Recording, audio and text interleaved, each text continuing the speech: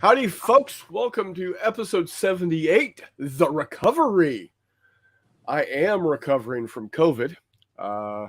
Took a visit down to COVID Prime this last weekend. Was notified by my best friend, Chris Copeland, on Tuesday that he tested positive for COVID. I was feeling like dog crap on Tuesday. Didn't go to work. Didn't go to work Wednesday. Went and got tested. I came back positive. So that's why we didn't have the show Wednesday night. I'm feeling healthy enough tonight that I went ahead and said, hey, McMurray, you going to be on the, you're going to be working tonight? He said, no, dog. I said, okay, we're going to do the show. He said, all right. So a couple quick things. There we go, folks. Here's the testing negative and staying positive. There you go. Bunkhouse Games, a.k.a. Douglas. Hi, Douglas. Good to meet you this past weekend. Glad you came down to the gaming event, which we're going to be talking about here shortly. And definitely hope to see you soon. Going to see you soon. It's going to be a good day. Probably at Recruits. I want to see you at Recruits, and definitely want to see you at down there for March to Victory. And maybe, just maybe, you might get an invitation to Wiley Wargaming Weekend in October. Chuck says second. Chuck, you're never second for me. You're always a first. Was Tiger Shadow in here a couple hours ago? No, because he came in second after Bunkhouse. Oh, okay. I was about to say Tiger Shadow always. That dude gets here every time. Dave Hall says, greetings, fellow Weight Watchers. Nice. I see what you did there. Nice. Reese came in. Oh, God, Dave Hall, I am so happy you're here.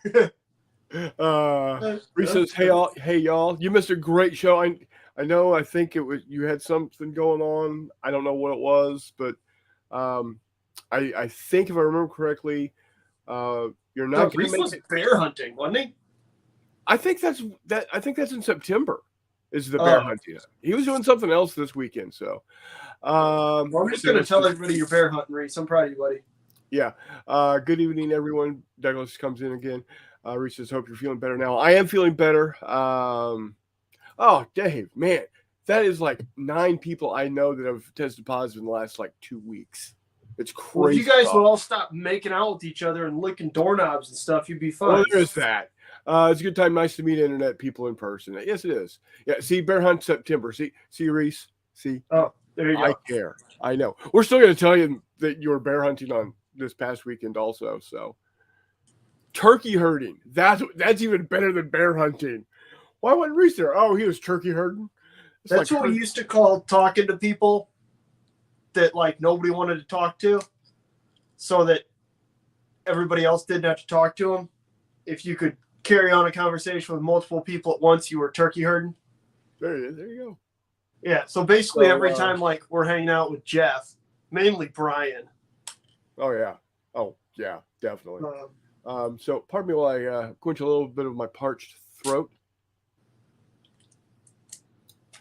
I hope you guys are excited as I am. From my Battles and Brews glass. Oh, see, now I feel like an idiot. I thought you had yourself muted because you were coughing again. I'm not able to watch my phone where it's sitting. That's okay. Way up here. He said, that's my job, lol. Turkey herding? Nice. There you go. Nice. I used to be a manager. A lot of y'all know this. I used to be a manager for a Apple partner retail store and service center that has folded up shop recently completely. I left a couple of years ago. But anything management in retail is like herding cats. It's ridiculous. I'm about to say, it's because you have to deal with Apple people all the time. That's the problem. They're the worst. Yeah, yep. Watching turkeys right now. Gobble, gobble, jackass. Who said that? What is that, Brian? How did I know that it was Mini Warmut? Dog, Mini Warmut has licked so many doorknobs that his voice doesn't even sound the same. No, that dude sounds like he is possessed. Or you guys remember in the 90s when you buy those stupid little boxes that you would talk into on the phone? and then it would make your voice sound like whoa, like all dumb 90s demon like. That's what Warmut sounds like right now because he was looking at some he's like doorknobs and trying. He's like an octave and a half lower than normal. Yeah, he sounds like a goof. It's funny. Yeah. I hope he's watching right now and just hacking up along, laughing on his recliner. He was also complaining about sitting in a recliner, which was one of those. That's all you do in your spare time, anyways. He needs a frozen chocolate fudge bar or whatever he usually eats out there. He'll be right as rain. Is it too soon to tell him to go get a Choco Taco? Oh wait. Like they're not gone yet. Like they're just being phased out. That's all. Yeah. No, I'm perfectly aware that you run turkey barns, Reese. I am completely understanding that you are herding turkeys. I get that, but just the sound of it is funny as hell. So and I'm not denigrating your job whatsoever. You do great work because who doesn't love turkey? For our Australian viewers, turkeys are large birds, but we have successfully beaten them. At some point in time, you guys will figure out what that feels like. We've gotten to the point where we've gotten them to where they're mostly docile and won't pick up assault rifles. Because America, we can fix the large birds. Anyhow. Yeah, that's the G version. Yeah, I know. I've got customers that do what you do with pheasants, like the state of Illinois does it. So we'll move on for now. So if y'all didn't know, excuse me, the reason why we've got these up is, you guessed it, Wiley Games has got a sale. They got a sale, 20% off Bigger Battles and Fistful of Lead Core. Dog, if you could only buy 2 Fistful of Lead books, these are the 2 I would buy. These are the 2 you want. Absolutely. These are the 2 you want. Especially as a historical gamer. It's everything. So right now, normally they're both $22 a piece. Hard copy. $17.60 is what the hard copy is going for right now. And the PDFs, the PIDs, what do those PIDs go for normally? Like 7 or something. What are they at right now? That's what I'm looking for. Hold on. Go to catalog. Newest release, except card decks. Cool stuff for download. That's what I'm looking for. Cool stuff for download. Normally $7. So they're $5.60 now? Yeah, something like that. Just something stupid, ridiculous. Yeah, $5.60. Yeah. Charles, Chuck says, okay, we need killer turkey figures for Thanksgiving. And Dave Hall, no tall ships in the rules, yet we have sales. Nice. Buddy. So, My man. Here, 1 second. Yeah, so what we got, guys, 2 rules, or 2 rule books, both outstanding. Here you go. Here's just a few of the historic and non-historic periods you can play with these rules. They are Ancient, Dark Ages, Middle Ages, Historical Pike and Shot, War of the Roses, French and Indian War, American Revolutionary War, Napoleonic War of 1812, American Civil War, World War I, Irish War of Independence, World War II, tanks, Spanish Civil War, Vietnam, pirates, Anglo-Zulu War, Star Wars, moderns, Conan, Lovecraftian. I've played just about all of them. I was trying to count, but a lot of them. I think, is that still the weird list of stuff that we compiled? Like, you know what? We need to compile a new list and get it over to the Baroness. I was about to say, so I think that may have started out kind of like the Your Miniatures Will Thank You thing back on the War Room. Yeah. We were like, what all have we done here? But yeah, because there's also, Victorian sci-fi. I've played with the cavemen. We've done the bear hunt. I recently dove into Lord of the Rings because a bunch of guys locally played battle companies. and that game kind of sucks.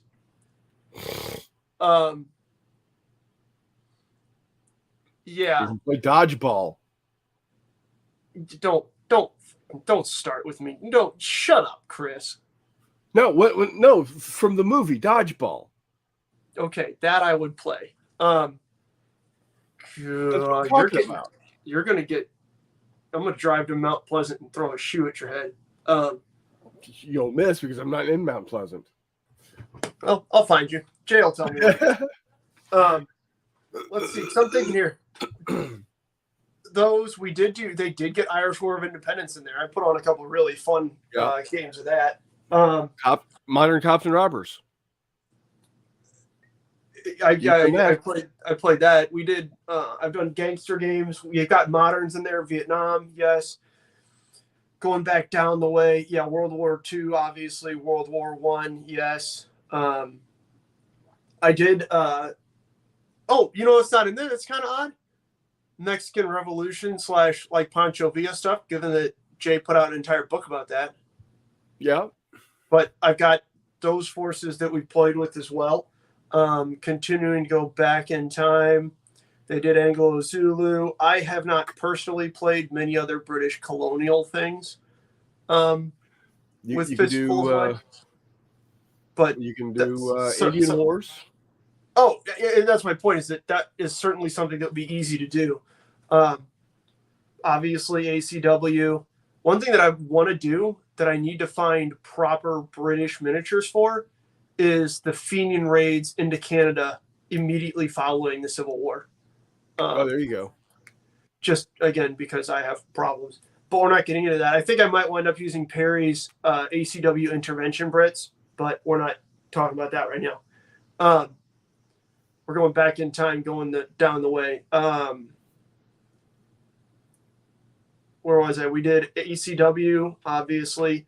I've done some like Rendezvous Fur Trapper type games that were pretty fun, where basically you were just shooting one another over fur trading rights and whatnot. Yeah. You could do definitely do Texas War of Independence. You could do Alamo stuff. I actually have miniatures for that. I should do that.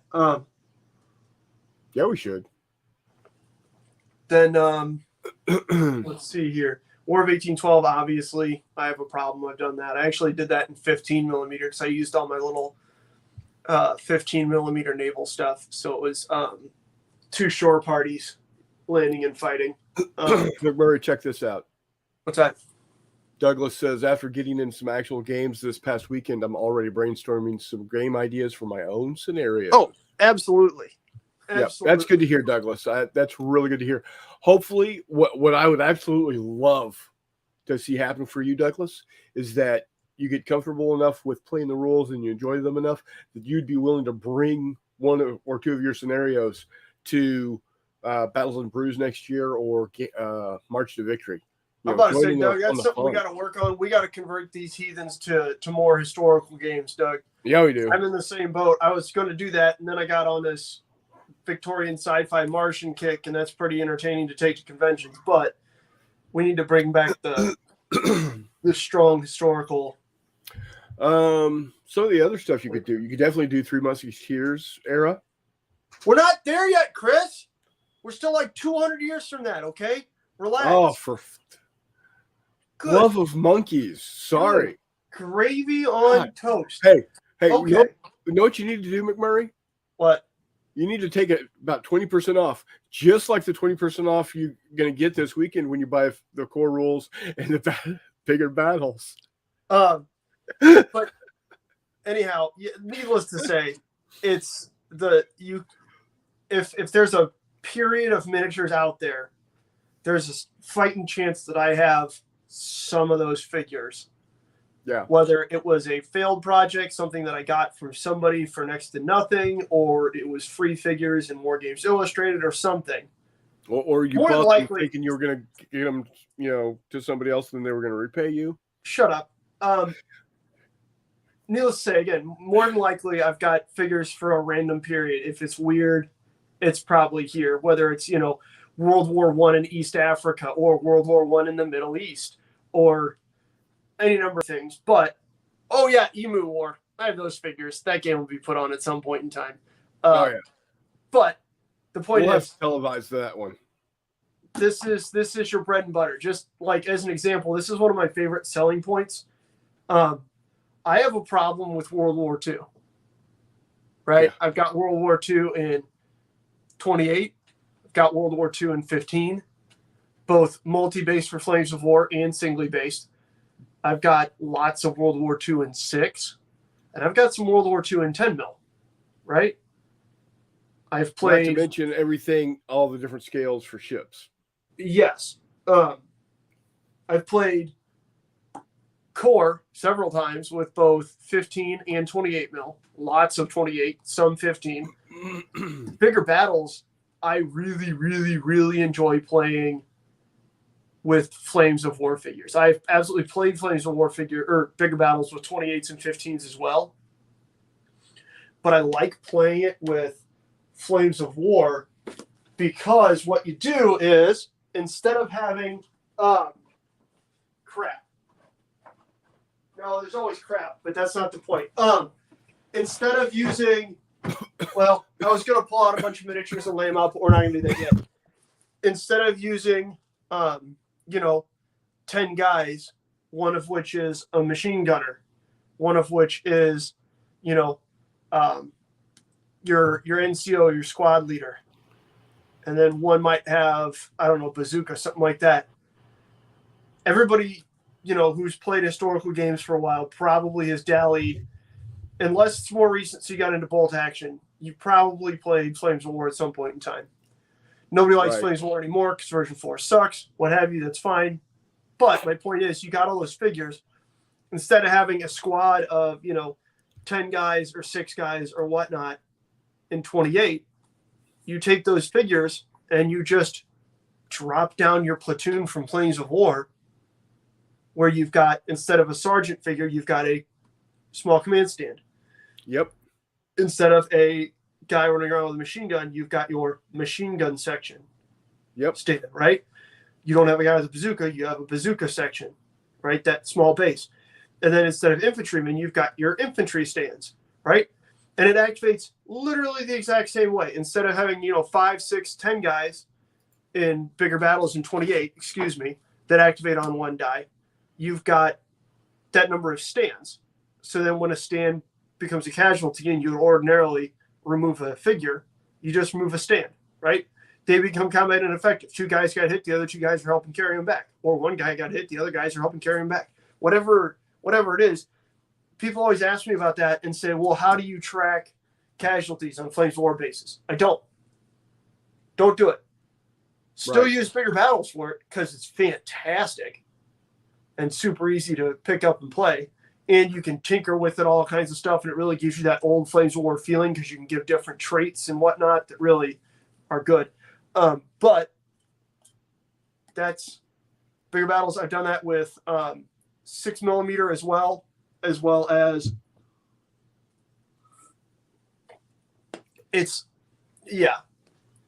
bigger battles. I played 15, 20mm, 6mm with regular fistful lead 15, 28mm.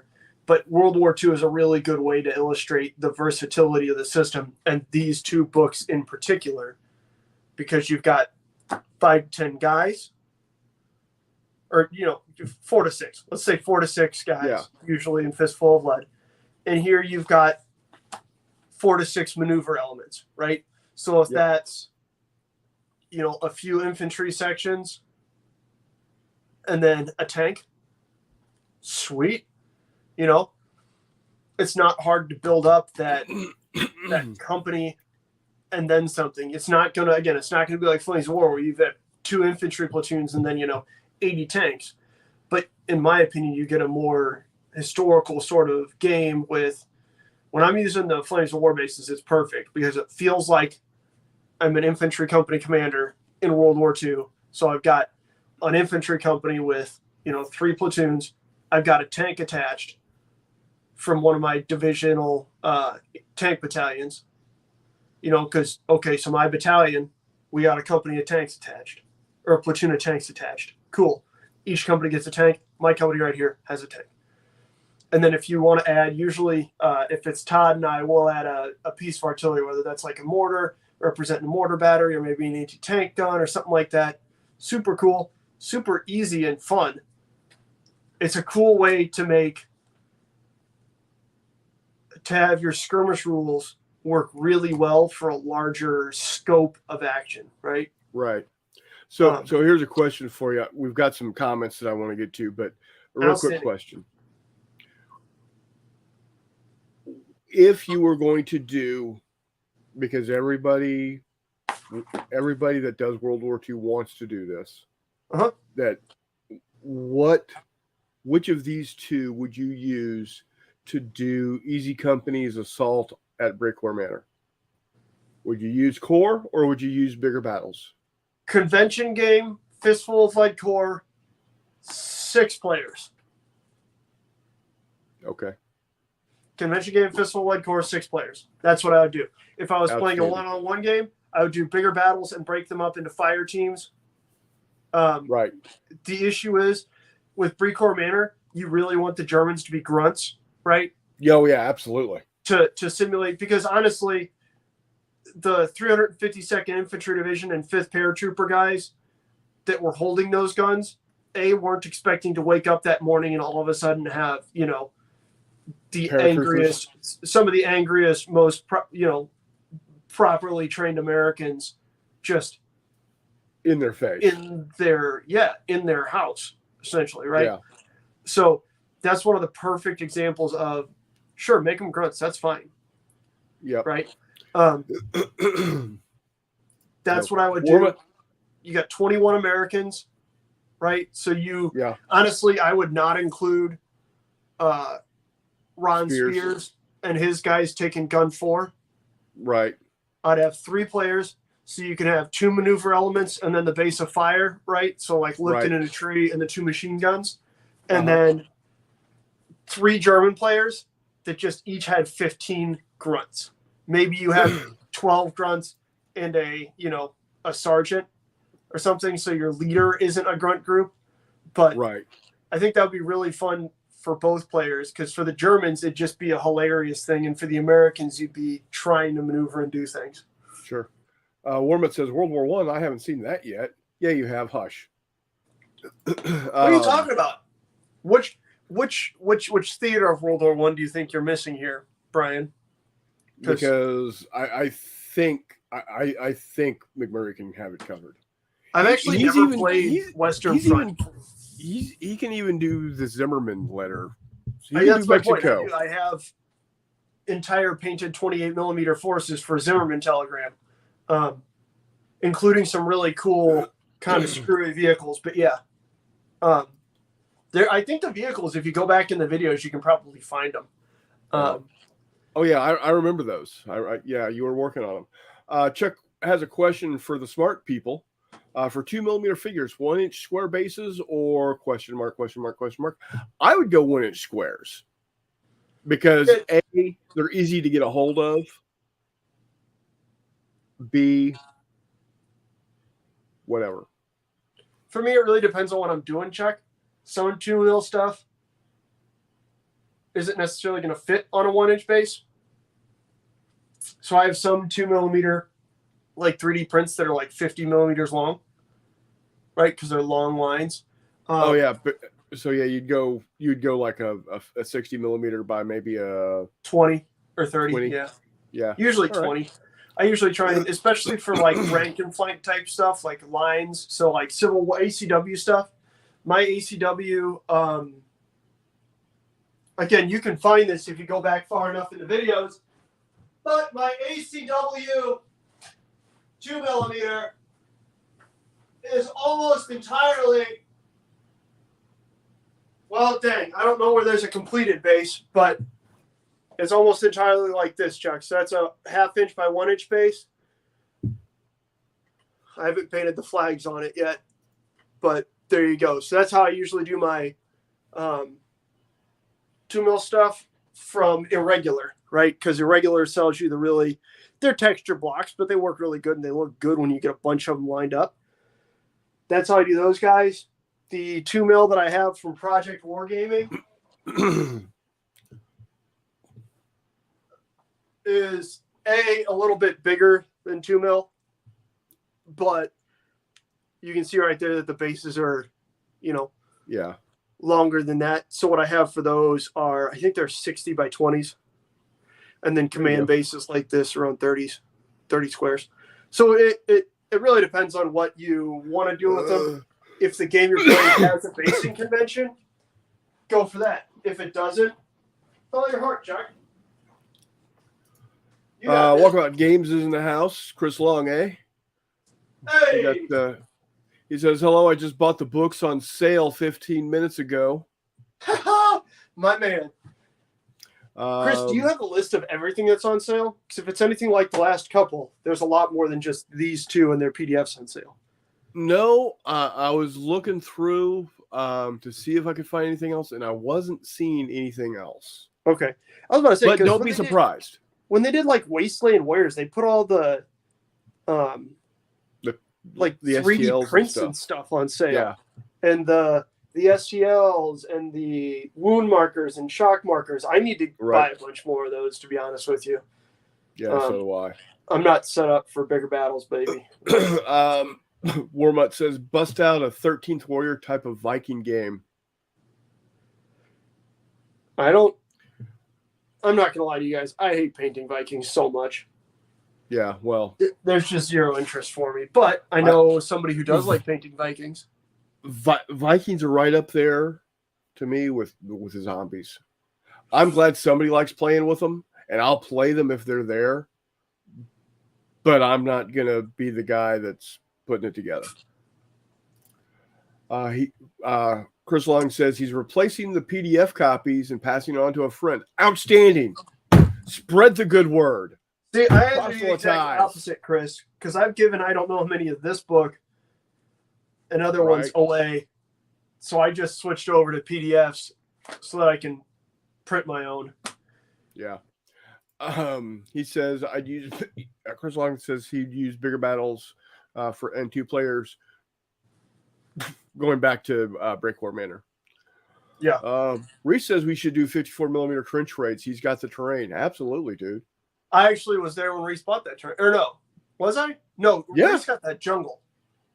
Oh, yeah. He got all that jungle for his Vietnam game. Yeah. Chris Long says World War I and Palestine Turks and Light Horse. I have that in 2 mil. Charles says Normans and Saxons, metal from the UK. There you go. There you go, Chuck. Get after it. Chuck has been painting like a madman. Yeah, he has. He says he's got that in 54 millimeter too, referring to the Light Horse. There you go. So, but hold on. All good. Point is, now is the perfect time to buy your copies. If you have not yet, do it. You can't. Accurate. The time has come. The time is now. So, on top of all of that, if when you go to check out, and it may or may not work here with this sale, I don't know, but if you go to check out, you're going to see a promo code coupon code field. Type in NOTJAY. You're going to get 10% off. You're going to get 10% off at least on the stuff that's not already on sale and that aren't in bundles. So there you go. There you go. Chris Long says, also building a Western scenery for Fistful of Lead. There you go. And their OG is in the house with a thumbs up. Hey, Devin, how you doing, buddy? Devin might be looking forward to what comes next. Right. I'm going to try to paint this guy, Chris. This red Mandalorian. Let me see here. Hold on. From the front cover. It just occurred to me that I've painted this guy. I painted you have. This guy. Yeah. I have not painted this guy. And that's an easy paint job to do. Yeah. Well, I've painted him. Who? The archer? Well, kind of like him. I got Anglo-Saxon archers. No, I know. I mean, I've painted a Brit Right, in exactly right. this style. I painted a. That one's a little screwy. Well, it's a Brit. Yeah. So that's a World War One Brit. Or a World War One American. Painted exact. No, he's got an Enfield. Oh yeah. Okay. Yeah. Yeah. But I can paint that. Red Mandalorian would be cool. An archer like that, and I can paint a Mandalorian like that. I actually have a Mandalorian I can paint just like that. Oh, so maybe like Star Wars game I attend, I'll throw in the Mandalorian and. So yeah, what we're going to do now is we're going to put Wiley on the shelf for just a little bit. As y'all might know, a couple of weeks ago we had Black and Load Publishing on, and we talked with them about their new, not Kickstarter because it's not on Kickstarter, it's on GameFound. But that thing with the new World War 85, wrong button, new World War 85 version, the second volume, if you will, Blood and Fury, went live 2 weeks ago now, and it was funded in like 15 a minute and a half or so. Yeah, 15 minutes and 46 seconds. Jeez. They wanted 25,000. That's all they wanted. 25,000 to get it out. That was going to be able to guarantee it to get out to people before they put it out to retail. They wanted the 25,000 to be able to say, okay, we can publish the full run we want to do. Whatever we don't sell in a pre-order type of a situation, we'll have in stock that we can sell at a later time at a higher rate. But this is enough to get us started. That's basically because everything's there. They are ready to pull the trigger and go, right? They've got 17 days left. They've already got 659 backers and $101,424. Outstanding. They're less than 5,000 away from their next stretch goal to unlock, which I'm really hoping for because that's going to be a new or an additional set of scenarios. That's looking good. So we had them on to talk about that. It went live. It went gangbusters. And David Heath, the owner of Lock and Load, said, "You know what, Chris? You and Jeff had us on, and you are some good guys. And whether you bring it up on the show or not, I'm going to send you stuff." Well, did they send stuff? Did they deliver? So I'm going to start off showing the things that they sent. And I got a box here that's got to be easily 10 pounds. Easily 10 pounds. And I'm going to go ahead and put you in the background there, McMurray, since... Yeah, get after it. So the first thing I got was Lock and Load Tactical Core Rules Handbook Edition. This is the rules for Lock and Load Tactical. Spiral bound. So, we've talked about why we like spiral bound books. The thing that I like about Lock and Load, just in freaking time. Look at that. Yeah. Could you be at any better time there, Mr. Hex? Be back. All right. Do your thing. Okay. Well, you're going to be up there now, Mr. McMurray, because Hex is here now. Praise be. Bless you. All right. But look at the size of the font. What rule book have you ever seen, miniatures or Hex and Counter game? This has got to be a 16 point font, easy. So you can read it, you and Jeff. Right, yeah, for all us old fuckers, we can see it. And the it's got good color. It's got great images to show what's going on. It's really really good. Um, it's got let's see what else here. It's got a really good table of contents. Got each point. It's got the main, like for movement. It gives you it's page 44, and then it goes down and tells you all the different stuff, lane, smoke, etc. Color coded even. So if you see like here the movement 6,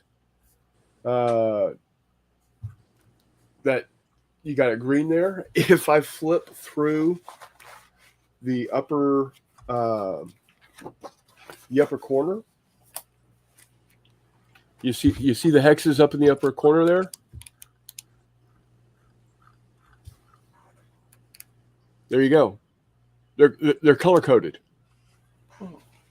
So now if you're colorblind, that doesn't help you much, but that's okay.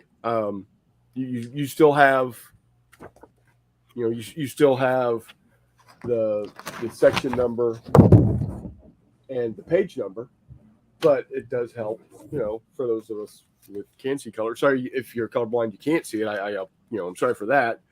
But yeah, that is the core rule book for Lock and Load Tactical, and that's freaking awesome that they sent us that. And we know this guy right here, Mr. Devin. So we got that. I got that. Did you get this one? Yeah, the only thing we got that was different was the one game and the tank on tank stuff. Okay. Well, I'll go ahead and keep going through on what I got. I'm going to save my stuff for a later event because I haven't had a chance to really dig through it. So that's fine. Then we got. You don't need to see the packing slip. Player aid, Lock and Load Tactical player aid cards. These player aid cards are wonderful. Again, huge print, really well put together. Just all you need to be able to play the game. Real easy. So let me go ahead. I'm going to hide everybody else. Again, big print, great looking graphics. All you need. And what I like about it is that the player aids, the player aid,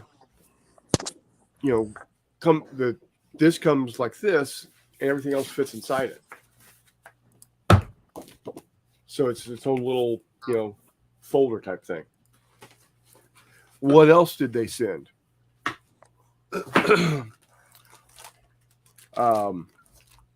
Well, it just so happens that they sent me the core rules for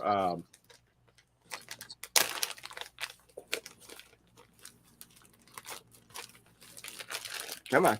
The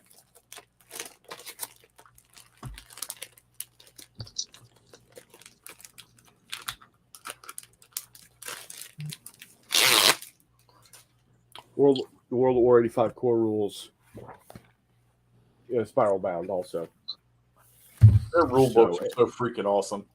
Yeah, it is a great rule book. It really is. I would love, honestly, they've got this one, and they've got this one as like 2x3 posters, fabric posters, framed without any lettering or anything on it to buy. I would love to see these others. Like this one here with the F-104, or this one here with the A-10 and the M1. Beautiful. Love it. Again, same thing going with the tactical. Huge font. Just, yeah, it makes the book bigger, but you know what? That's okay. Because, yeah, we're blind as bats. Well, I had gotten a copy previously of Lock and Load Tactical Heroes of the Falklands. So David sent me the expansion. I believe this is not the expansion. Yeah, the expansion.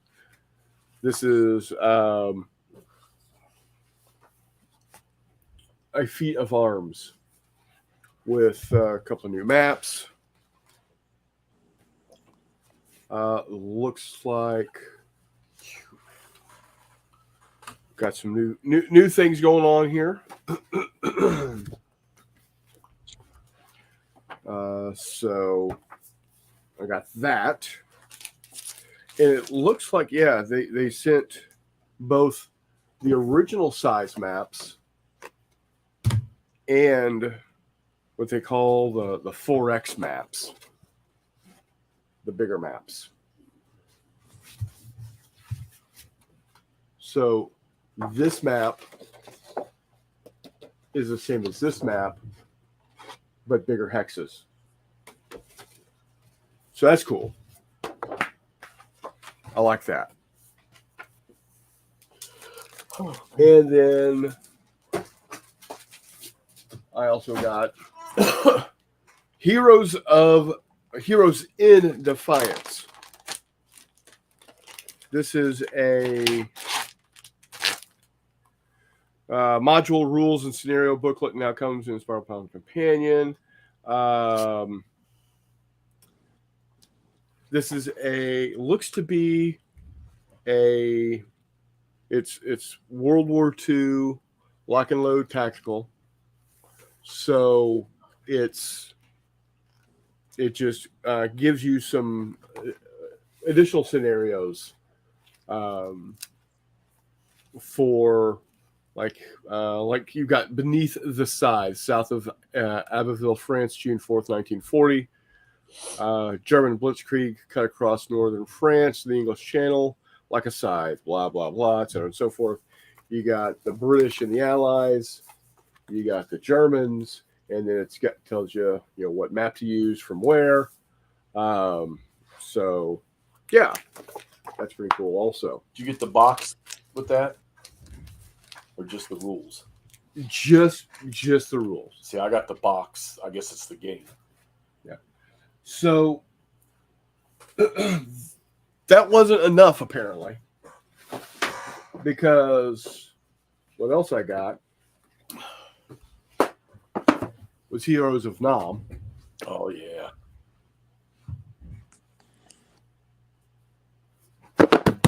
That's going to be a good one. This, and I'll do an unboxing on this later, but it's got 7 geomorphic maps, 5 sheets of counters, 1 color core rule manual, 1 color module booklet, 27 scenarios, 3 11 by 17 player aid cards, 2 8.5 by 11 player cards, 2 D6 dice. Its complexity is a 5 out of 10. Its solitaire playability is 7 out of 10. Ages 12 plus, 1 to 2 players, takes 2 to 4 hours to play a scenario. So there you go. I got that. Then Desert Heat, 2nd edition, Nations at War, World War II. This is the company level game there, where each token is a platoon of men or a platoon of vehicles. And so it's very much like World at War 85, but different. And it's got 4 sheets of over 350 counters, 4 geomorphic double-sided maps, module booklet, color core game system, et cetera and so forth. It's the same 5 and 7 complexity and playability. Again, 2 to 4 games. I'll do a full unboxing of this later as well. But that's not all. I mean, when I say David loaded us up, he loaded us up. Yeah, he did. Because I also got the solo, lock and load tactical solo. That's all. That might be the most awesome one in that box. Is that thing right there? Yep. So now I've got the solo for World at War 85 and Nations at War. I got that with my original World at War 85 game. And then lastly, Tank on Tank East Front. Don't you dare open that. No, don't do it. We got to trade. No, I would not do that to you, Hexy. You know that. Yeah, Grognard told us that Devin told us that David did it on purpose. He knows, through talking with us, he knows that I like the West Front. I don't want to say I'm not a big fan of the Soviets because that sounds bad. I'm not a fan of the Soviets, but just the East Front battles don't interest me at all. And Hex to Hex has said it many times recently. West Front is not him, especially Bocage. He does not like the lack of maneuverability that you have, like with the East Front. So David sent him the West Front tank on tank. I got sent the East Front tank on tank. We're just going to have to figure out a time to get it sent over properly to each of us. So I'm not going to open it, Hex. Don't worry. So yeah, that was about $500 worth of stuff that he just said, "Hey guys, have fun." Did you get a mat? No, because I already have one. I haven't looked. I haven't looked at the stuff yet, but Oh, he says he did it to make sure you guys played face to face. Well, we will eventually, at some point in time. Yes, we will do it. We will fight at one of these games face to face at some point in future history. That will happen. We're going to Because find like I want to play a game. What's we're that? going to find like a halfway point and have a Chronicles Con. There you go. Or me, you, Wardrobe, and Andrew just meet halfway, and we just. How far are you from Dayton, Ohio? I don't know. You're the whiz kid at looking that stuff up. All right, here we go. Maps.google. Andrew, Yo. what you doing? I saw you reading something. We are looking at Full screen is Oh, on. yeah, I'm just reading rules. Ohio. De-screen you, not Jay. What? And triple us. And de-size you. Oh, there you go. Yeah. Whoop. All right. Hold on here. Dayton, Ohio. There's a reason why I've chosen Dayton, Ohio. At least I think so. Hold on. Data, I hardly know her. I hate to tell you all this, but I think whatever crud you guys have had has jumped on me tonight. Yep. How on earth, A, McMurray is a picture of health. B, how on earth are you licking Chris's doorknobs? Or are you guys making out together? My doorknobs are go far afield. Anyhow. I took mine off. Can I show you fools all the cool stuff I got this week? Yes, sir. Absolutely. Okay. Is the Bear in the Woods Catholic? So. Show mine first. No. First. So I got a bunch of old games. Right? And then one new one. We'll do the new one first, actually. All right. It's not new. I didn't buy it new. It's used, but it's a newer game. War of the Worlds by DVG. Should be fun. Got a big mounted map. It's not a hex. It's not traditional hex. But it's a good looking game. I've been playing a lot more of the kind of zone of control type stuff. I don't know. It might suck. It might be super cool. I don't know. We're going to see. But it's War of the Worlds, so that should be pretty cool. Here's HMS Thunderchild, or at least fleet units. So there you go. It's got boats. War of the Worlds, like the alien robot stuff, or yeah, tripods, homie. Oh wow. Yeah, It's awesome. I didn't even know they made a game like that. Neither did I until I saw it on the Facebook marketplace. And the guy only wanted like $35 for it shipped. And I was like, yes, let's do that. It has cards though, Jeff. I hope you can. Shit. Oh God. I hope you can forgive me. Well, it's your brain cells, not mine. Well, I'm also usually the one who's virulently against cards, but we'll see how it works out. It looks pretty good. It should be pretty fun. Okay, before you go to your next one there, McMurray. Dayton, Ohio, from Pleasant Hill, Illinois.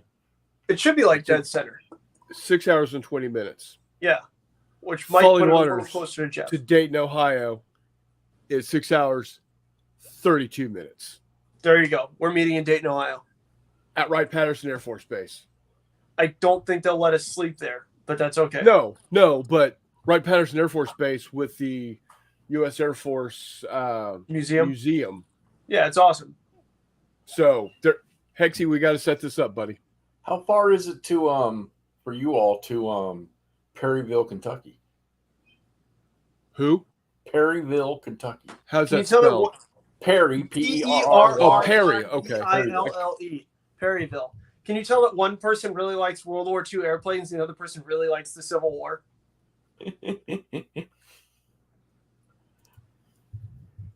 Anyhow, Okay. Kill two birds with one stone.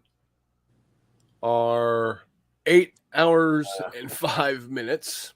Yeah. we're probably at least 6 or I'll 7. go from St. Louis this time. Actually 5 hours and 10 minutes from St. Louis. So for me, it's going to be a little bit longer. That's going to be, what am I saying here? To quote another famous YouTuber, more on that later. 6 hours and 40 minutes for me. Later, Chris. I'm just kidding. But there you go. Yeah. Chess game. Yeah, something So like that. what's exceptional about Perryville? A bunch of old games. Battlefield. It's in the Cumberland Gap. It's not in the Cumberland Gap. It's near the Cumberland Gap. Did I lose audio? I can hear you. Hold on. Can you guys hear me? I can. You can? I can. Shut up. Okay.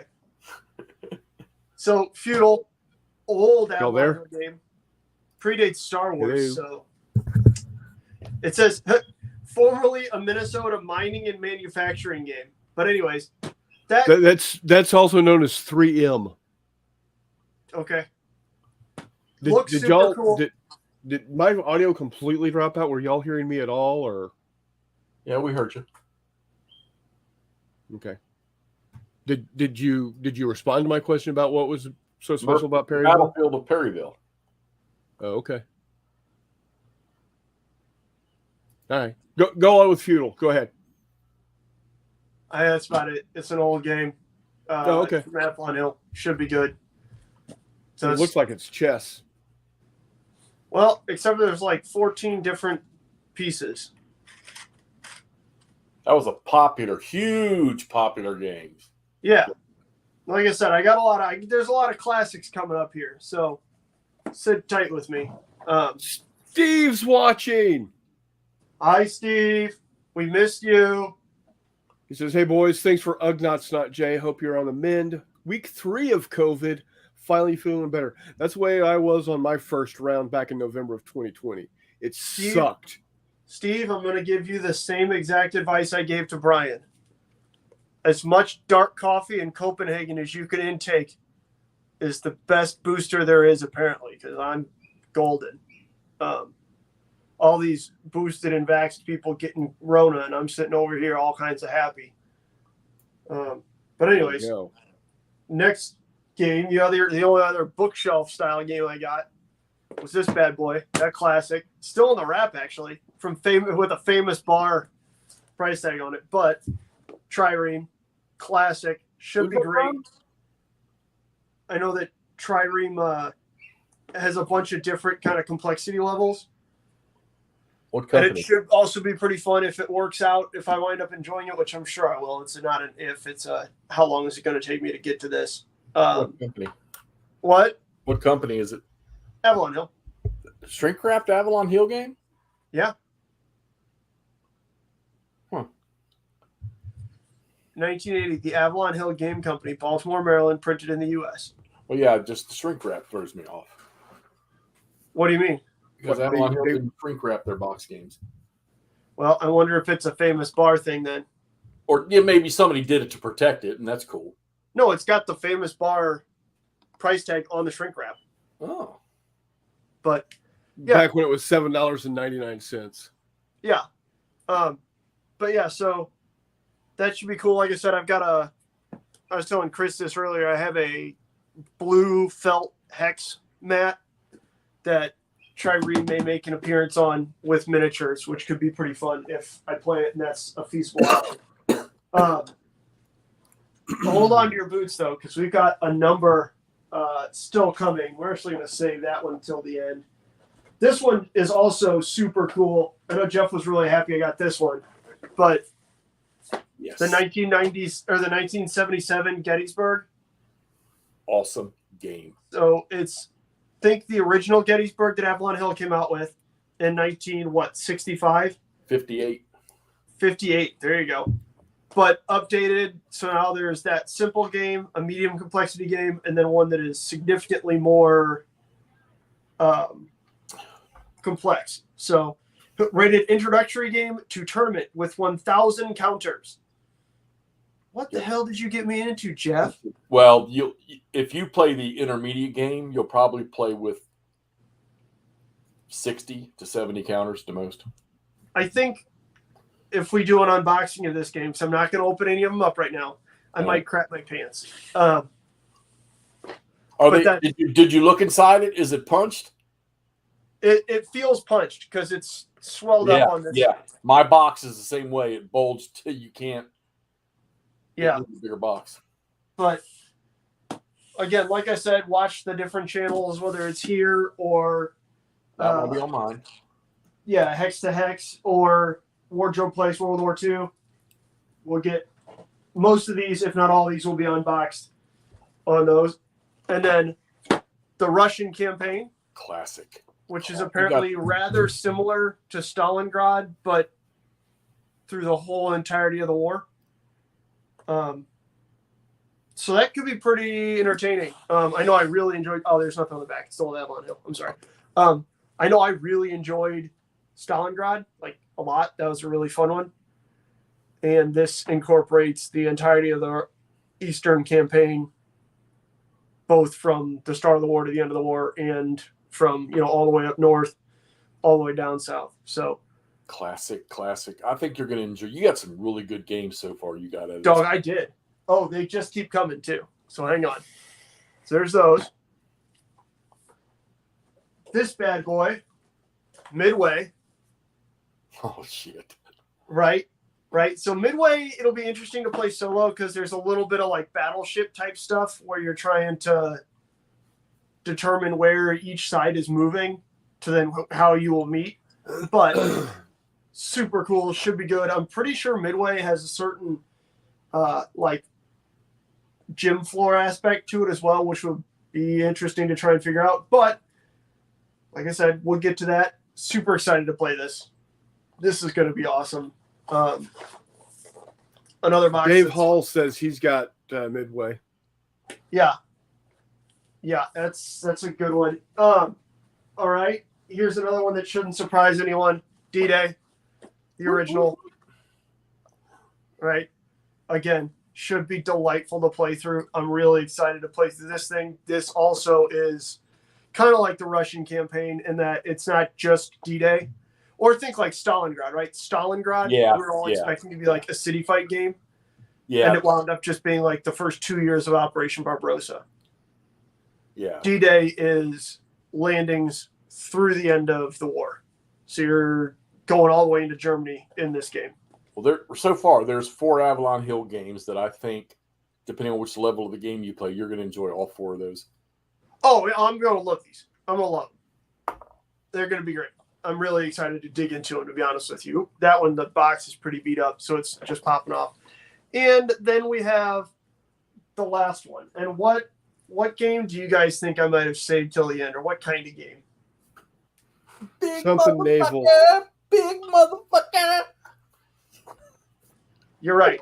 A huge one. Oh, bitch. Jutland, dude. Jutland. I need to find a warehouse to rent so that I can install really good lighting and play this on the floor. I am Nice. so excited to play Jutland. I know that it's not a monster in terms of like a hex encounter monster, right? But it's a big involved game all on its own in its own right. We're not unboxing these. I really want to open this one up and look at it. So watch like Hex to Hex's channel or something. If he goes live later on tonight, this is probably it. Well, then it sounds like a game plan. Yes, it does.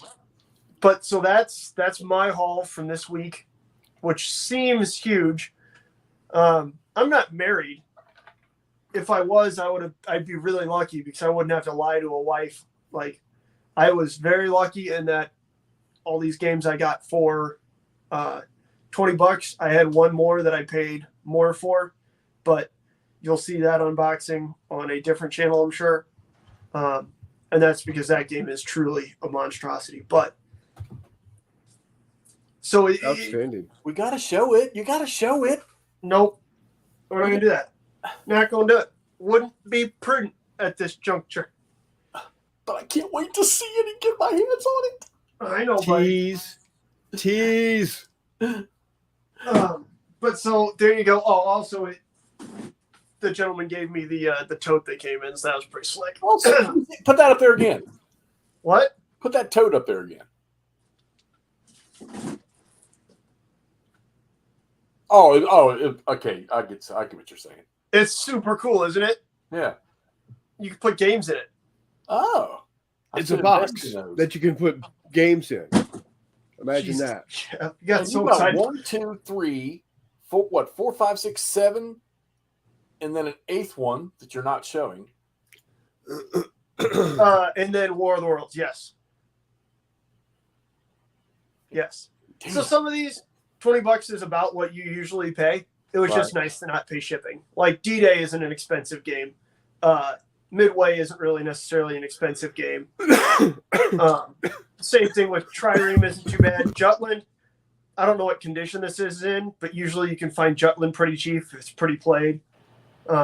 Same with none of these ones are super rare, hard to find things. Feudal's a little weird to see, but I'm real happy. I'm super delighted. I was looking over here at my stack of games that you guys are all familiar with if you've been watching the channel recently, and I'm just looking. War at Sea, played it, loved it. House Divided, played it, loved it. Blitzkrieg, played it, loved it. Stalingrad, played it, loved it. Battle of the Bulge, played it, loved it. Waterloo, got it all out. Couldn't get into it, just put it away. I'm sure when I play it, it'll be great. I think Todd and I are going to have to play Legends of Robin Hood because that one also I don't think would lend itself to solo play very well. But now, didn't you say that you were first skeptical about Midway because it was carrier battle or something like that? Yeah, and then it was there when it's just sitting there. You know what I mean? Right. And he goes, "Yeah, I mean, just $20." That's one of those. Okay, I'm gonna try it for that. You know what I mean? Right. I'm not. If it comes down to ordering it, like getting on Geek Market to find it for a good price, then corresponding back and forth and dealing with shipping and all that stuff, probably not. But when it was, hey, this is here. Do you want this one too?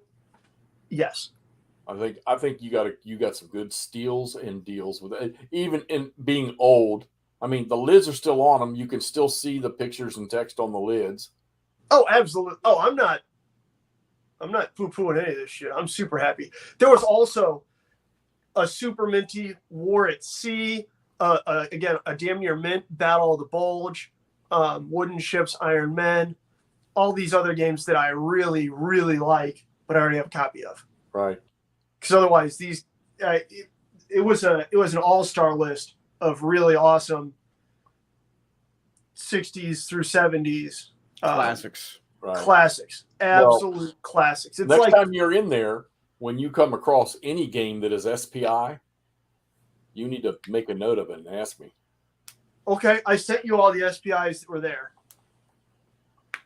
But yeah, like I think Operation Atlanta, I don't know if that's SPI, but then there was another ACW one. Chancellorsville, yeah. Chancellorsville. I think there was the Korean War one that I sent you guys Yeah, SPI? They've got a couple of SPI Korea games. Yeah. But anyways, yeah, I'm super, super duper pumped. And then we got all kinds of hobby stuff too that's going on. So it's a bumper day in McMurray's world. So, anything else? That's all I've got for the new Okay. Hex Encounter. So, this past weekend, I say that's all I got. Like it isn't fucking stellar, but yes. right? So this past weekend, we did a thing. McMurray and I did a thing, and so did Douglas. Douglas was there. Steve was not, and we missed you, Steve. We truly missed you. We wish you had been there. Jeez. But we had Battles and Brews 2022. It was deemed a success. We had people from 6 different states show up. If I remember correctly, that's Arkansas, Missouri,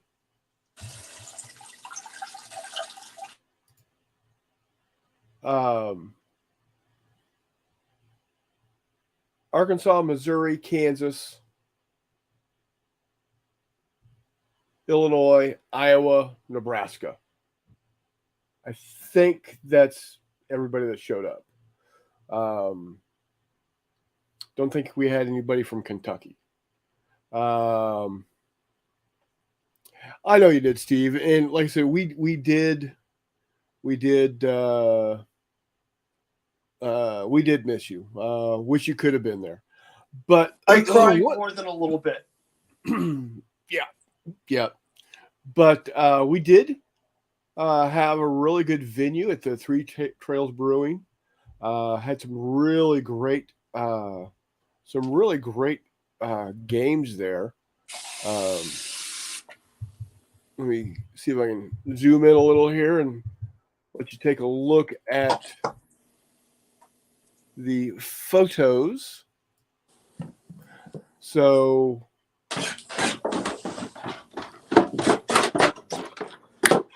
we had a Star Trek game using what was that game? Full Thrust. It's Full Thrust, yeah. Except he changed it over to hex base, which was really ingenious. That way people aren't arguing about, that's not the right distance or line of sight or all that BS that you get from Gamey McGamersons.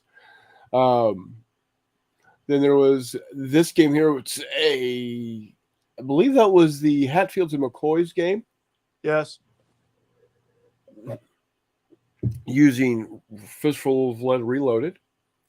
That was this game on the left was the game for Galactic Heroes. Then we played G.I. Joe using Fistful of Lead. This was the Black Hawk Down scenario. That was pretty cool using Fistful of Lead core. Another shot of that Star Trek game. There's Mr. McMurray. Steve says your airships looked great. Thank you, Steve. You guys talked about that. You guys covered that a little bit on BSing with the Bear, and I got lots of info, lots of collaboration or whatnot. If you're at all interested in airships or want to hear about them, let's talk. And here is some of the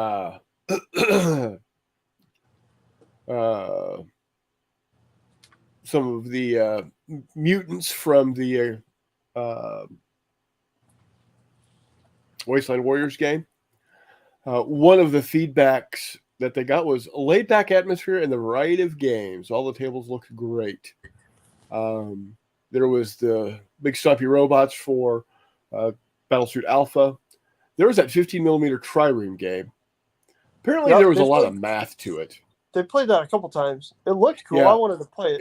It looked cool, but like I said, there was a lot of shaking of boxes with dice in them that rattled real loud, and apparently a lot of math.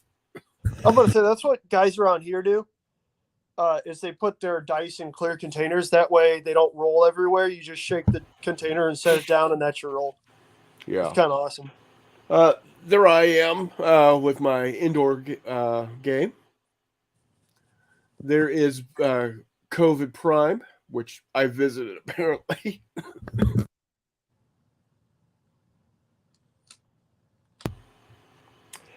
There's Chris Clucky's absolutely beautiful 54 millimeter game. Reese, you would have been in love with this thing. Absolutely amazing. He actually used bigger battles and had a page or two of adjustments that he's actually going to let Jay use as a supplement, I think. Another feedback said, I would definitely road trip down to play and enjoy the atmosphere. There's a good close-up of... I did. There's another close-up of your one of your flyers there. Oh, yeah, the little fella. Yeah. This is a long-distance view of COVID Prime. I should have had a more long-distance view of COVID Prime. Yeah, maybe you should have been. Yeah. Yeah. So were you and Copeland just making out in the car? Or Yeah, what? yeah, that's what it was. Well, he is my best friend. I know. My best friend. I know. Yeah, because apparently he and I are the only ones that came down with this crap from this That weekend. is, as the kids would say, hella sus. Yeah.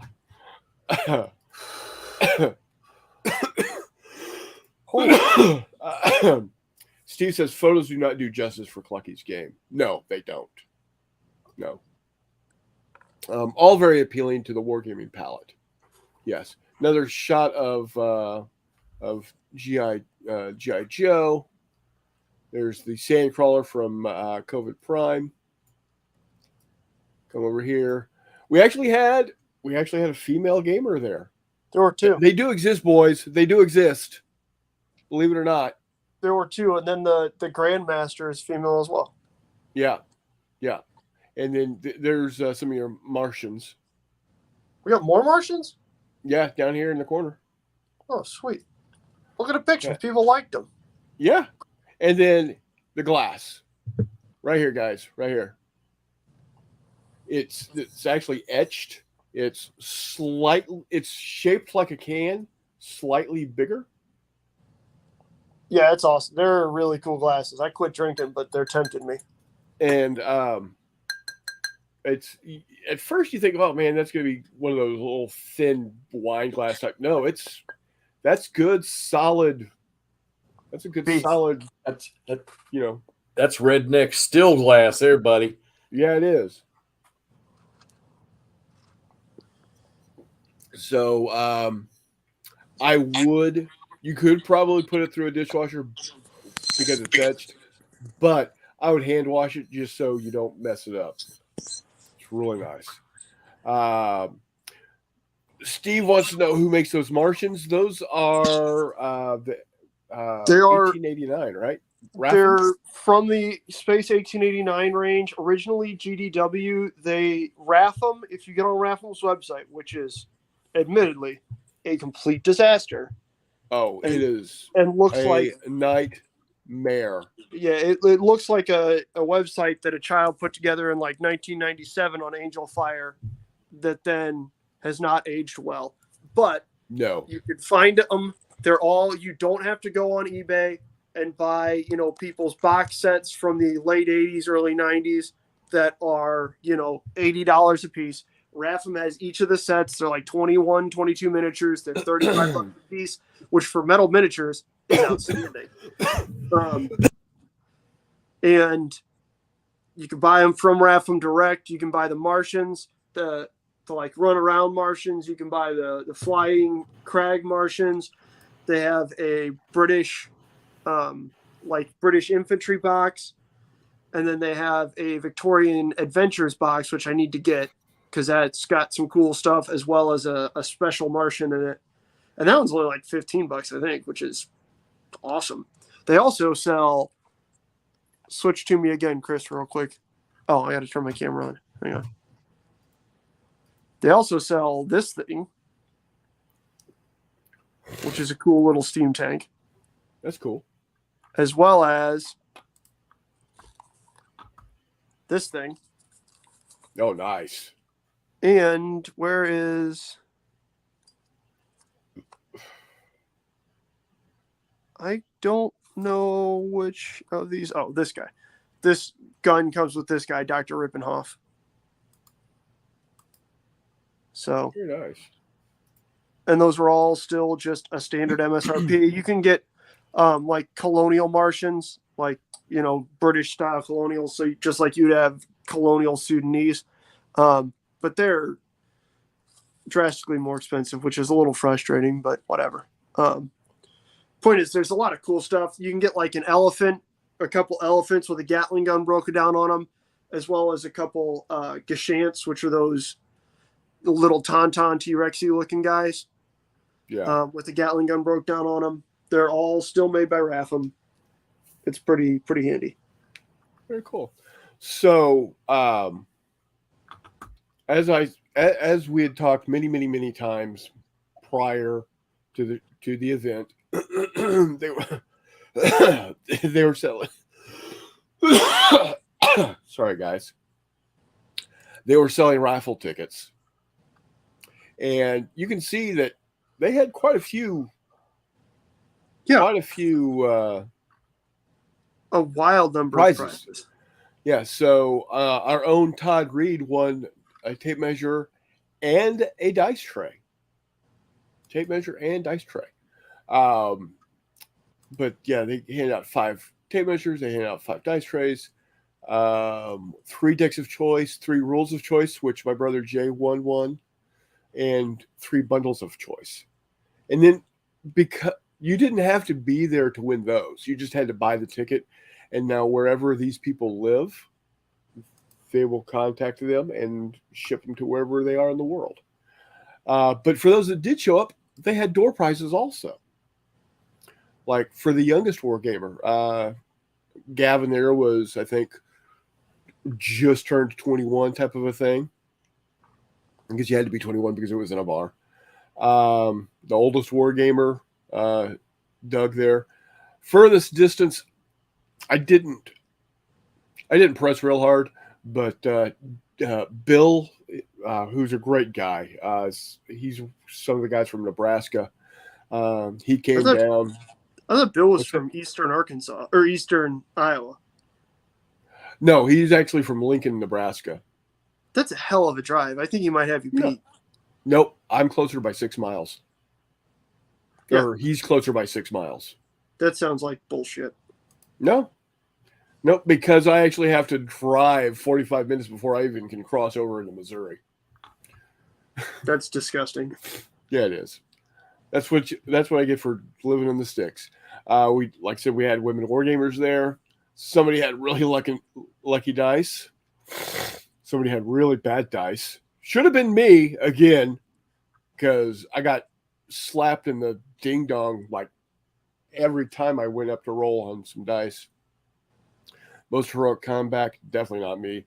Most cinematic ending, definitely again not me. But yeah, it was a great time. Had a lot of fun.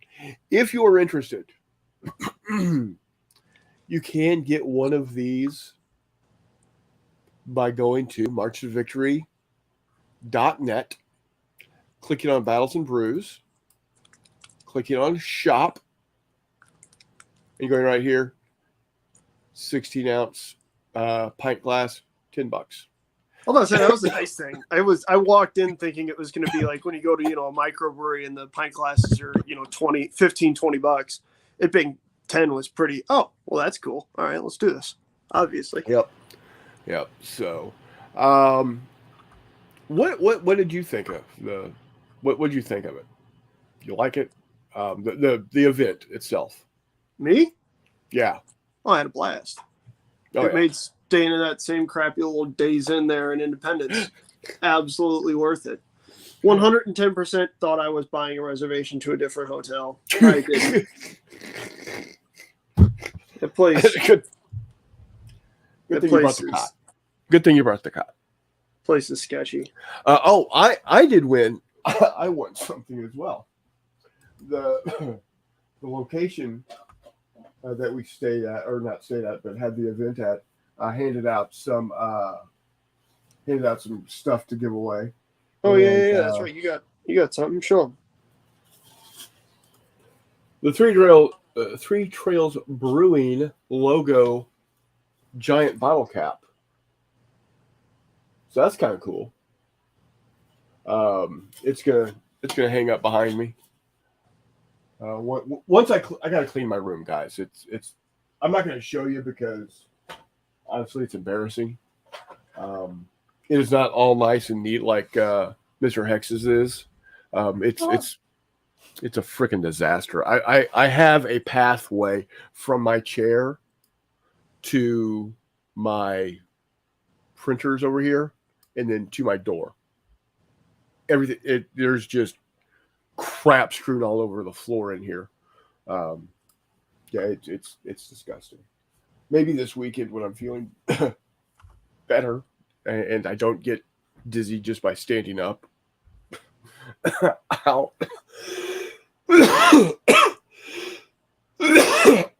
I'll do the thing. All right there, buddy. Yeah, oh yeah. It's Jesus Christ! this Focus on not dying. If you would. this is infinitely better than I was even 12 hours ago. I was still asleep. I'm going to be perfectly honest. I did not wake up today until 1.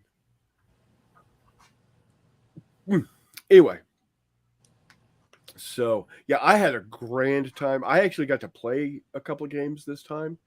Jay Wiley got to play some games. Yeah, Jay played in one of my Martian games. Yeah, so he was really excited because he never gets to play games at conventions because he's either running his booth or he's running games to support the company or whatever. So he actually got to play some games this weekend. So he was happy. I got to play some games this weekend, which made me happy. A lot of the times I will just run games at a convention. That's my real. That's what I like doing best is running games when I'm at a convention because, well, let's be honest, I don't roll dice real well. Well, I roll them well, they just don't come up with good numbers. So, but I got to play some big games. So what do we have coming up next, convention wise? Well, we've got. Where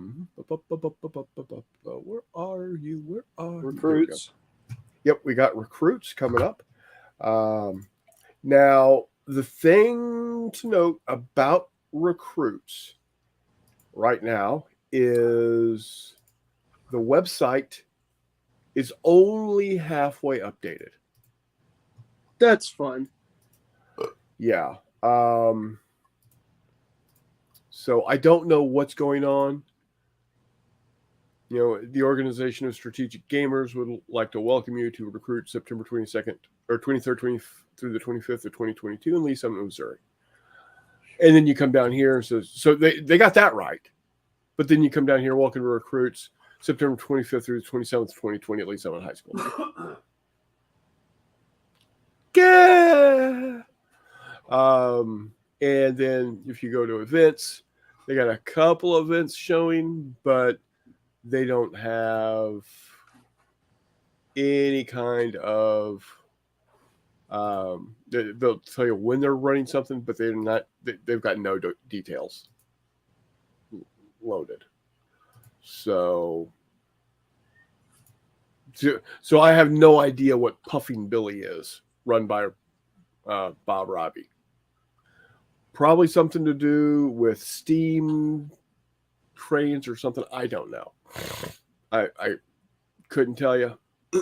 but that's what you got. Um, so, but it's going to be a good time. It always is a good time. I'm going to be there. Jay Wiley's going to be there. I'm not going to be running any of my games or my scenarios. I will be helping out Jay Wiley that weekend, running some one of his tables. I'm sure Steve will be there. My brother Jay will be there. So if you are in the Kansas City area, that last full weekend of September, 23rd, 24th, 25th, Friday, Saturday, Sunday, it's $5 to get in, guys. $5. If you're a student, high school age or younger, I think even college age students, if you've got your valid ID, you're in for free. They're going to have a swag bag that you can purchase for $5, and then they've got raffle tickets. Last time they had it there, which was 2019. Yeah, yep. Last time it was 2019. One of the raffle giveaways was a FDM filament 3D printer. So you got that going for you. So that's kind of cool. So yeah, it's a great way to introduce the gaming scene to people, and that's why it's called Recruits. Is we're there to recruit new players. So if you're, like I said, if you're in the Kansas City area that weekend, come down to my old high school, slap $5 down on the table to get in, slap $10 down on the table to get your swag, to get in and get your swag bag, and come have some fun. Play Fistful of Lead, play a lot of home built games. So and you're going to find a range of aged players anywhere from 7 up to, at this point in time, there may be some of the guys there that are in their 90s. If there's one guy, at least he was there in 2019, and I haven't heard anything the otherwise. Toby is his name. He was old when I was in high school and going to conventions in Kansas City, and he's still going to these things. He doesn't look like I think he might have the Ring of Power from Lord of the Rings, because dude hadn't aged at all. Crazy. Oh, he's barely able to stay. What are we going to do with him, McMurray? Who? Reese. He says, I'm barely able to stay away from Recruits. Why are you barely able to stay away from Recruits? Why would you? Because he's going bear hunting, so he's barely able to stay away. Ah, gotcha. Because he's spelling barely. Oh, he's got it. You, sir. Sir. Get that man a raise. Absolutely. So that's what's coming up first. Then in October, we've got the Wiley Wargaming Weekend in October. That is a invitation gaming weekend. Then in December, we're going to have Snow Brawl. And then, Charles, it sounds like you need to retire not in beautiful sunny San Diego with beautiful, warm, sunny days, 310 days out of the year, and come to crappy Kansas City, Missouri with its horrible weather, 4 months out of the year. That's what you need to do. Stay in San Diego. But yeah, you should figure out a way to come visit us, man. It'd be cool to see you. And then, of course, last weekend of March, we got March to Victory. So there you have it, guys. Got you all up to date. What we did last weekend, what we've got coming up, what goodies we all got. Hexy got essentially the same thing I did. He got a couple of things that are a little different. He'll go over that at some point in time on his show. We'll see. I'm going to be doing some unboxings. They'll probably be live. I'm probably going to start doing some more live stuff. Still, the episodes will still be the Wednesday shows, but then, extra live things, because it's just easier to go live, do the show, and it's there. There's no editing when you're live. You know what? And that's fine. I don't need the editing. No, The I'm saying editing- that's the positive thing. Well, right. But the great thing about it is I don't have to then upload it to get it onto the channel. Uploading a 10-minute video takes 2.5 to 3 hours for me. I have a speed paint tip. Amazingly What's that? enough. So if you remember, we were talking about the paratroops being in khaki from the 101st. Yeah. If you take white primer, Are you going to be showing us something? yeah, the pallid bone color. All right, that's what I Okay. used over the white. Let me find them here. They're not. This was a test run with these guys, but that seems to provide the right khaki color. Oh, very cool. So for those of you that know that I am Hex Encounter, I want you to know right now that there are 32 paratroopers sitting in front of me that I've been working on, and 8, who knows what the hell they are, Greek, Spartan, Romans, or just guys with plumy helmets and so Hexy's painting, and finally, with my little 20-some bottles of speed paints, compared to my freaking 80-some bottles of Vallejo and war paints up there, I'm actually having some freaking fun painting now. I am happy to hear that. And not because I think you should be painting, but I'm happy you're finding pleasure in a hobby that I love. Just like you're probably just pleased as punch when I talk about playing a Hex Encounter game and having fun with it. It's, to me, that's what the overall gaming hobby is about. Right. Is having fun with what you're doing. If you're not having fun with what you're doing, either do something different in the hobby or figure out a way to make it fun for you. My brother's sign off on all of his podcasts or all of his videos he does, if the wargaming you're having isn't any fun, you make it fun. Yeah, right. And when I refer to the gaming umbrella, I know there's a lot of, I don't want to say animosity, but there's a lot of conflict between old school board gamers and old school miniatures gamers. That they feel that they're in one camp, and video gamers are in a completely different camp. Right. And you're not a gamer, you're not a real gamer. And it's both of them see that way. If you don't have something physical in your hand, whether it's a miniature or a counter, you're not gaming. Right. Well, you know what? Sometimes people don't have the room. Some people don't have the time. They got the time to sit down and maybe, play a video game for 45, 50 minutes, an hour, but they don't have 3-4 hours to sit down and play a game.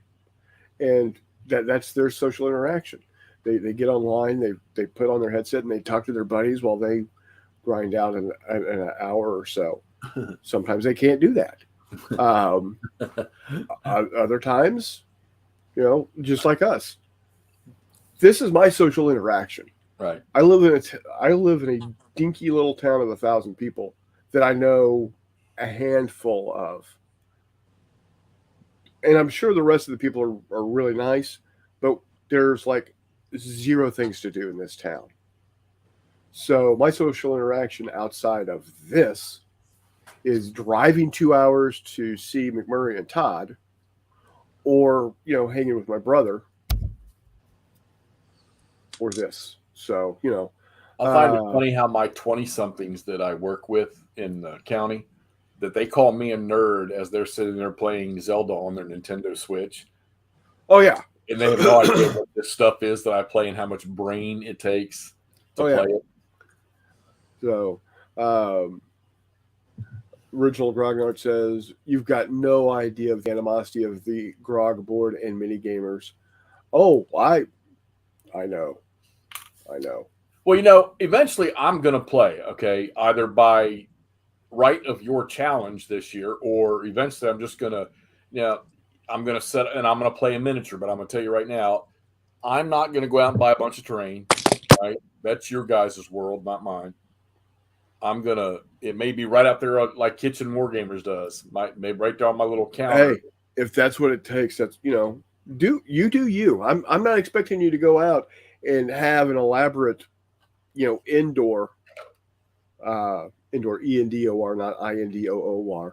I'm not looking at a big elaborate game table like I put out or Jay Wiley puts out. Even if you just got like ketchup bottles and books under sheets, don't even need to do that. as long as I would like for you to experience the event of miniature gaming. Warmut keeps threatening us with zombicide, and I'm all for it. That dingus, Brian. I love you. I love you like a brother, dude. At least in a zombicide game, we'd know the zombies were coming. Right. Not we're playing Fistful of Lead, doing good, having a good time, and then, oh yeah, there's a vampire or 2 werewolves. All right, fine. Shoot the werewolves in the face. Cool. All right. Oh, now there's ghouls coming in. All right, screw this. Get on the damn train. Get on that last train to Clarksville. That's exactly what we did, though. Oh yeah, we were supposed to be fighting, to. And I turned around to, or I was talking with, what's his name from Games with Coffee. He's like, "You guys actually want to do? Like, you guys just want to get on the train? We can fight on the train or something." Yeah, cool. Get on the train. Start raising steam. Let's do this. You're right.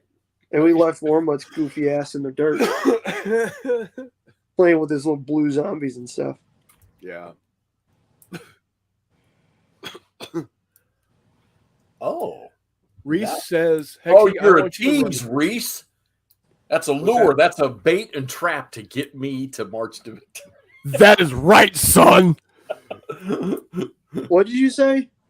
Read Reese's comment. Reese says, "Hexy, I want you to run the Green Berets in my Vietnam game at March to Victory." A Mac V SOG team. Jeff, what if I put out a Vietnam game where I had the entirety of RT Iowa named out for you, right? Yeah, look, so you got a 1-0, a 1-1, a 1-2. Like John Plaster is one of them. Would you show up then? I am not opposed to coming out there to that event, because I think doing that it's either going to make or break me when it comes to tabletop gaming. Oh, I will break you, son. And why not do it with people that I enjoy being with, hanging out with, Because Chris will give you COVID. Oh, wow. Yeah, you're right. No, I'm just kidding. You'll get to meet Warmut, though. Okay, I'm not coming. God. Warmut, you're uninvited. No, I'm kidding. I seriously want to do that. I just can't sit here and say that's a guarantee, because unless things change in the world here, all right, throwing that kind of money to travel that far is just not conducive. Jeff, I get it. Spend a week and a half going to the grocery store instead of door dashing McDonald's to your house. I bought groceries. I sent pictures of my freezer. He yesterday. Did. It was that son of a bitch was full. I'm even going to walk on the golf course tomorrow instead of get a cart, unless it's 9,000 degrees again. What? I'm about to say that's what you should do. You should walk on a golf course. I still need a better basing instruction. I haven't tried the stuff you sent me yet, but I'm not real fond of this green flocky grass because I know, that's why I sent you stuff. it's not being flocked. It looks stupid. That's why I sent you stuff. Is there another way I can yeah. do this that's easier? No. You have to water down your PVA glue with your own tears. I'm only using Elmer's school glue. Actually, use. There's an easy tip. Use Elmer's all-purpose. Costs the same, looks pretty much the same, works way better. Well, I mean, once the stuff's on there, it's fine. I just don't like the way the green shit that I bought looks. So that's why I need to try. And I did. I pulled your sandy stuff. I pulled it out. I want to say, remember that time I sent you a bag of stuff that makes all this super easy? Well, I got that one right there that you sent me. You sent me two, I think, didn't you? I think I did. Also, So I'm looking at your freezer right now, Jeffy. Uh-huh. I have not eaten more than a bowl of ramen every day. This one bowl of ramen each day for the last 4 or 5 days. also, just for the record, you're not supposed to put ramen in the freezer, but that's okay. You do you. No. There's no ramen in the freezer. Oh, okay. I thought you were looking in the freezer. I'm looking at the stuff in the freezer. Yeah. And I'm wanting everything except for the biscuits and gravy. My breakfast bowls. Yeah, no. The other ones are fine. I don't have a problem with the breakfast bowls. I don't biscuits. Yeah, and gravy. it's I should have took a picture with my refrigerator door open and the freezer door, because the only thing in the refrigerator is Coke Zero and milk. Which in no case you guys chicken, didn't no know, hamburger, I Jeff don't mixes do together before drinking them. Oh, kind of like Laverne from Laverne and Shirley with her Pepsi and milk.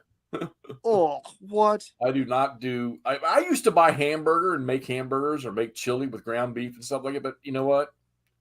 It's too easy to throw something in a box on the cabinet, push 2 minutes, and eat it. Yeah, but it's also super duper fun to grill. I don't have the ability to grill here. I mean, I have a George Foreman, which I'll do hot dogs on every You don't now have the ability to grill. Is there not He's in an apartment. outside? Yeah, So the front side apartments don't have the luxury. The backside ground floor apartments, which if I could ever get me a 3-bedroom, I'm going to move, but it has to be in this building. So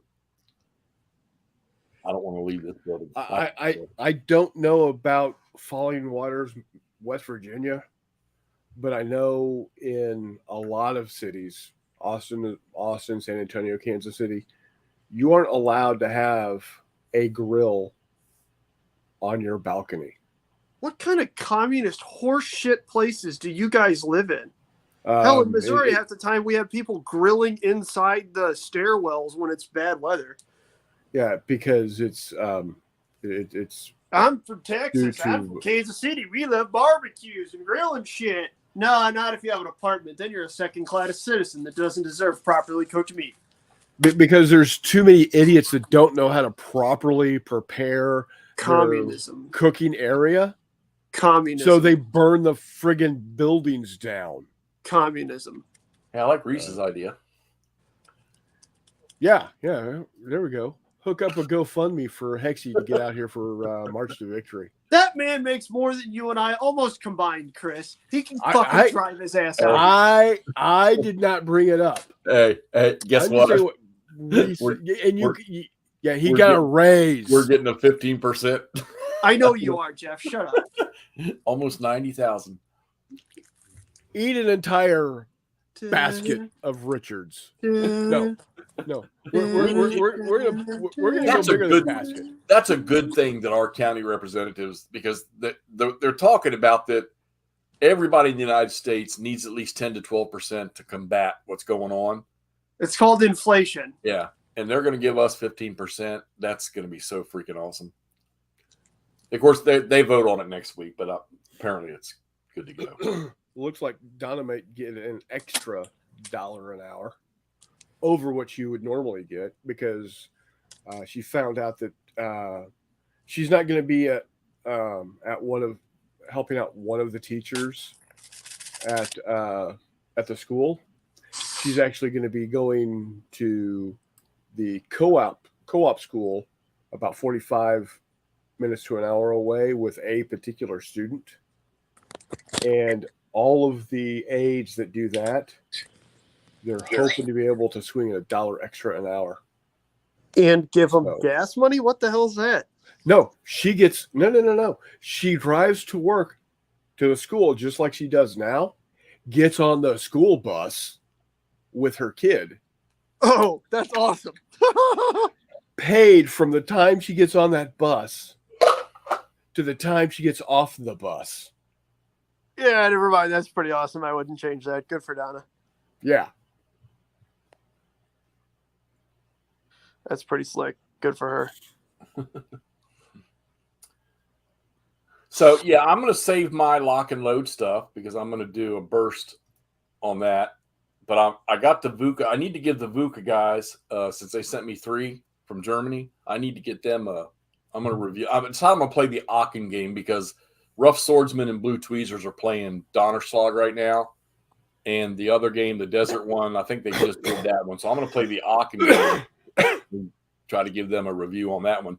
But and the reason why I'm saving the lock and load stuff is because now that I've seen this stuff that David has sent, and after the little chat there a couple weeks ago, whatever, yeah, this Heroes of the Motherland is really starting to bite at my nips.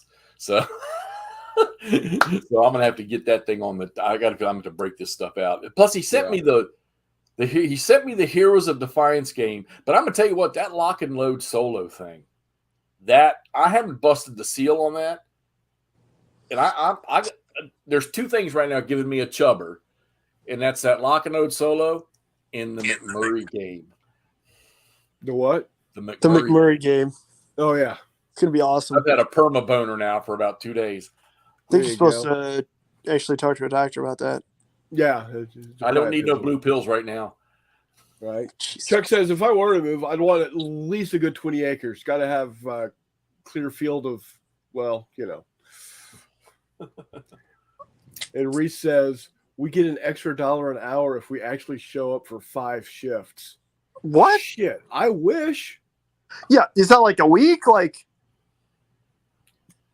because I'd be down for that. Well, not this week because, well, I didn't, but yeah, except for this week because Chris said no. Jeez, Lou. Yeah, yeah. My coworker who does payroll each week sent a message this morning while I was still asleep, and by the time I got it, payroll had already been done, and I forgot to tell her otherwise. She sent me a message that said, "Hey, you only got like 13.67 hours this week. Do you want to go ahead and take some vacation time?" The answer would have been yes, but oh well. You don't have sick time that gets accumulated? No. Wow. I get 3 personal days and I get 5 days of vacation. Oh wow. Yeah. Does it increase with time? No. What? You need to move out here. Well, I think I might get 5 more days, like in 5 years. Well, yeah, that's okay. So ours starts at 1.25 when you start working at the county, and they just changed the rules here in the last couple of years. I got vested in my retirement stuff after 5 years of my county contributions, but now you got to work there 10 years. But the vacation goes 1.25 and then to 1.5 after 5 years, and then after 10 years it's 1 3/4, and then it goes up to 2. So I have like sick hours. I have like, and we get paid for them. I have like 430 some sick hours. Jesus, Mother Mary and the Mule. So, and if you get sick, if you're out of work more than 3 days, you have to have a doctor's excuse. So if you just get like a bug or something and you're down for 3 days and you go back to work, you don't have to have a doctor's excuse. They're pretty good here. And our West Virginia the state, it's called PERS, the Personal Employee Retirement System or something like that. It's one of the best. And what was even better was they have this old thing called PIA, which a lot of the teachers and stuff were on. It's not the same anymore as it used to be.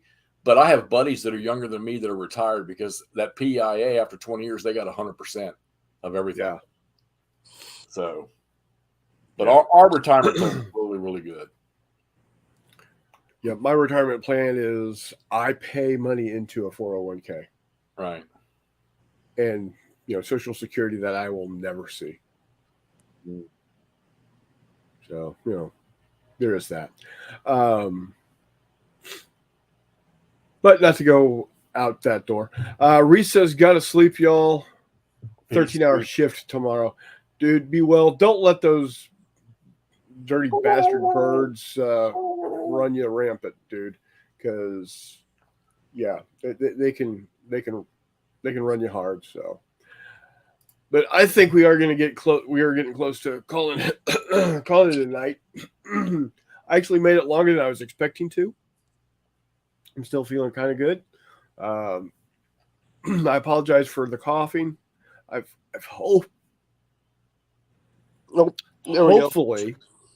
Hopefully, I've been able to curtail it with my mute button more often than not. We did a test earlier when I muted my microphone. I wanted to make sure we didn't have a what the F's the problem situation earlier. So we're good there. Remember, guys, this weekend,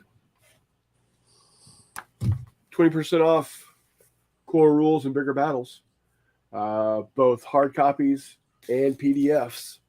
So now's the time. If you have not, now's the time to do it. Actually, Chris Long just bought them earlier tonight. Yeah. So there you have it. Hydrate and get rest. Yeah, Steve, that's I've been doing a crap ton of sleeping, and I went through 8 bottles of Powerade in about 48 hours, and then quite a few bottles of water too. So there you have it. Well, guys, we'll hopefully be here next Wednesday. I should be in a much, much better way. So we will see what happens, and we'll let you know. I might go live a couple more times to show off the new goodies, unboxing. Who knows? We might not. We'll have to see. But until the crap. You got this. Until next time, we'll see you on the flip side. Bye, guys.